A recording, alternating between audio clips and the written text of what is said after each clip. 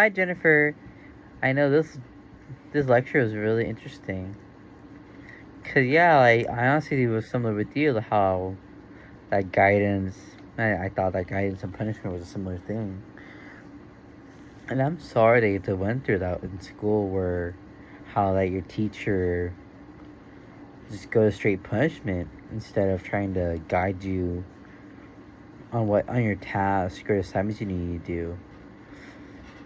And yeah, like no, that's normal that a lot of people need things repeated a few times to get a better understanding of the assignment. I'm the exact same way. I don't remember things first time go. I need to go back, refresh myself, or more specifically, I'm more of a visual learner.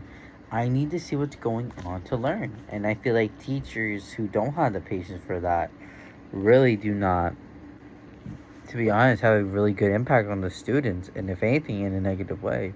So I see how that can affect you, and I'm sorry you had to go through that, and it's not a cool thing to go through, but I hopefully in this class and how we do it as future educators, we can negate that effect and honestly promote more of guidance on not just like within just academics, but in general.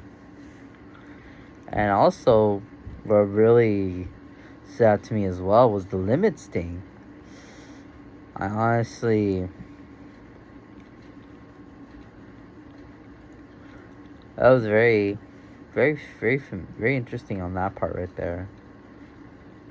And it's important for us to have limits at first when they're little, but but I honestly feel like having limits as they get older, we should start like, it's gonna sound funny about to say, but limiting those limits, like letting them be more, having less limits, allowing them to do more things. Like an example is like we have them in a stroller so that they don't walk away or run away from us at the store if they're like 1 or 2 who barely learn how to walk. But if they're like 3 and 4, we could be like, okay, if I allow you to walk next to me and hold my hand while at the store, would you not run? And they'd be like, no, we won't. And if they don't, then that's good. And if they do, it's okay. It's practice and Re- repeating. Like with guidance, we'll show them by action. And that's how those two play out, which is very cool. And that's honestly what I do with my niece and nephews. I'm gonna be an uncle of 12, and I have a lot of experience throughout the years since I was 5. So I basically was groomed for that. No, but with the 3 ones I have right now, my niece and nephew are 7, 8, 9, 10. When we're out in the stores and stuff like that, I always tell them, hey, I'll let you guys walk around the store, but please hold my hand and make sure you don't run off. And they do. They do listen to that. And also, if they feel upset or sad, I always ask, like how you do with your nieces too.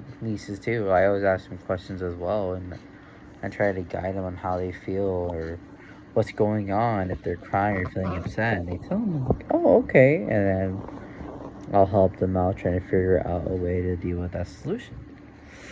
But yeah, like it was a very fascinating lecture and understanding that punishment and guidance are 2 different things, and how